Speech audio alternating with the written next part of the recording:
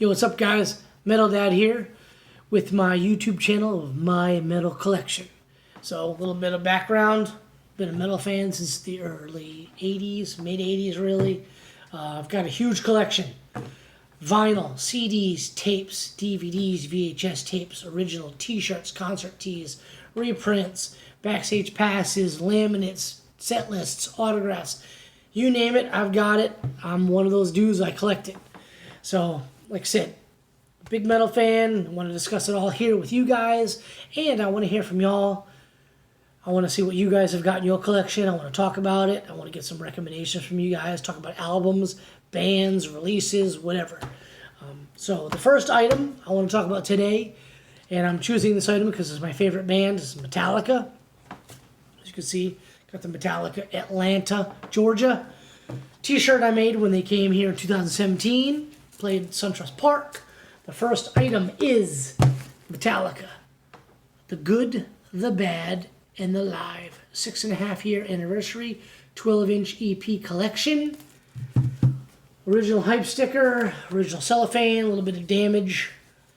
Some crease here, a little bit of damage on the corners. Otherwise, the singles inside are pretty much mint condition, or very, very good condition. This was released on May 7th, 1990. Lars Ulrich said that the record company came to him after the Justice Tour ended. Justice album, Justice Tour, they were done. They weren't quite ready to start recording the Black Album yet. They said, hey, we want to release something because your fans are so rabid, they'll collect whatever we put out. So we want to release a bunch of singles for him. And Lars was like, hey, cool, let's do it. But let's do a box set and give it to him all at once. And, I think that was pretty cool of him. So they released it May 7th, 1990. The first item in the box set that I want to talk about is the poster. Not 100% sure, but I think it's from a Ross Halfin photo session. There's the fellas around a circular table. Lars is giving the finger, all in sunglasses, looking pretty badass. Definitely Justice era, whatever you want to call it. Again, I think it's pretty much a Ross Halfin photo, but we'll see what happens. I'm not really sure. Didn't really look that up, but I think it is. Anyway, next one. First single in the box set.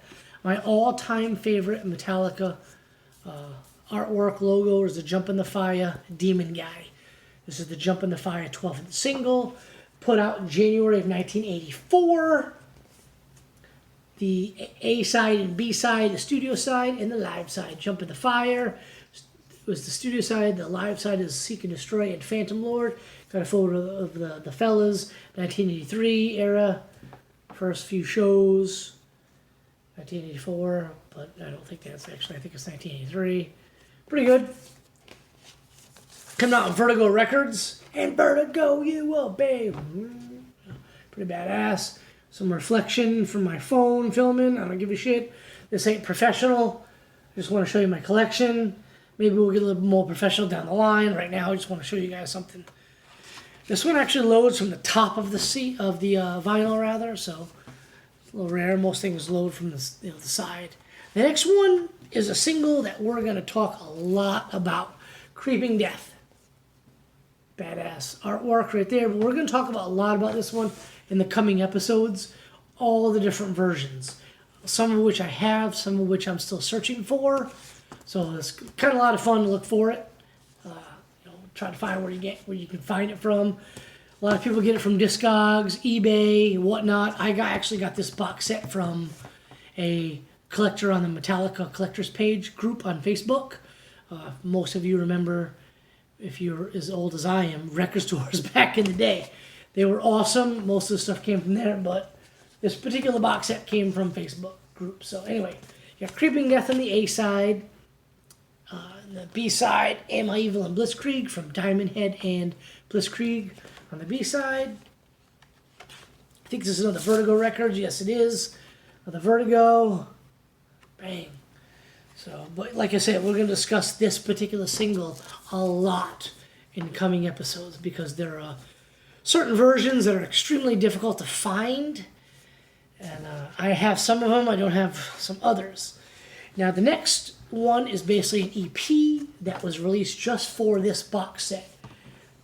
typical James Hetfield font logo. Harvester of Sorrow 1 Bread Fan. This is the 6.5 year anniversary EP. Most of you will notice this from Seattle, August 29th and 30th. It was recorded from the box set Live Shit Binge and Purge. We'll do an episode on that as well. The VHS/DVD video from Seattle. These are a few songs from that show. Pretty cool artwork. Pretty cool artwork on the record. So taking that, put it back. So the next one is the Garage Days EP, 598 EP, came out August 21st, 1987. Again, what I believe, and I'm not researching some of this photo shoot stuff, but it looks like it's another Ross Halfin photo shoot. I've been drinking too many of these fucking beers, so sorry, little, Ross, whatever. Anyway, Garage Days, badass cover. The back's got the picture of the fellas. Y'all know the track listing by now. Obviously, it's not Vertigo, it's Mercury Records. I have my glasses on, I can't really read. But you know the track listing. Helpless, Small Hours, The Wait, Crash Course and Brain Surgery, Last Caress, Green Hell, a little fade out of Iron Maiden's Run to the Hills in Off Key, which is pretty badass. So it came out August 21st, 1987, 598 EP. We'll do another episode alone on that in the different versions. Gonna have something special for you on that particular release coming up soon. But next one, you got Harvester of Sorrow, 12-inch single.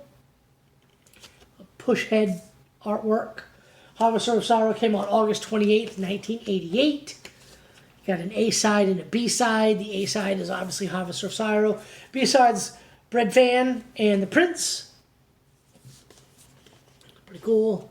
This one's a little different, I think, check that out right there. That's badass.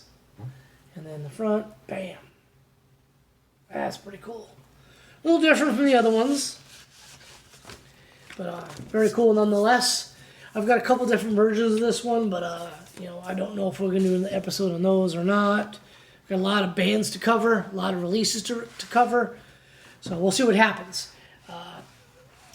A lot of those releases are somewhat rare to find, worth a lot of money. Next one is One. Bullet holes right there. You got A-side and B-side. Released on June 10th, 1989. The A-side is One. The B-side, I believe, is Live. Well, yes, it is. For Whom the Bell Tolls and Sanitarium Live. And I believe the label's got the bullet holes. Yes, it does. Got the bullet holes on both sides. Bam. It's pretty cool. Again, a lot of different versions of this single. And a couple of them were, or at least one, I think a UK version was misspelled, where Metallica was spelled with 2 L's. But that's the release, the good, the bad, and the live 6.5 year anniversary EP, 12-inch box set. Not too rare. If you're a Metallica fan, you've got to have this release. You can probably get it in most places, Discogs, eBay, Facebook groups, whatnot. Between $100 US and $140, depending on the condition and depending on where you're getting it from. If you got to pay shipping, it's obviously going to be a little more from Europe. Most of the great stuff comes from overseas. America's got some pretty stupid-ass copyright laws. Maybe not so stupid, I don't know. But there's some copyright laws. Can't get a lot of badass bootlegs here, so you got to get them from overseas. But anyway, pretty badass release. Good condition. Next episode, we'll pick another one. Probably won't decide what I'm going to pick until 5 minutes before I actually record the thing. But, Megadeth, Slayer, Judas Priest, Iron Maiden, Black Sabbath, Metallica, Rainbow, Dio, the whole 9 yards, Death. A lot of different stuff we can cover. If you got some suggestions, let me know. Hit the like and subscribe button if you dig it. If you think I suck and I'm dumb, whatever, don't. Free freaking country. But hopefully you liked it, and probably going to do a couple more episodes this coming week for you guys. Some more stuff in my collection. Got a couple of different Toxic Holocaust records I want to discuss. Different variants. A lot of stuff going on. But anyway, hope you dig it. hit the subscribe button, and we'll see you next time. Thanks, guys. Have a good weekend.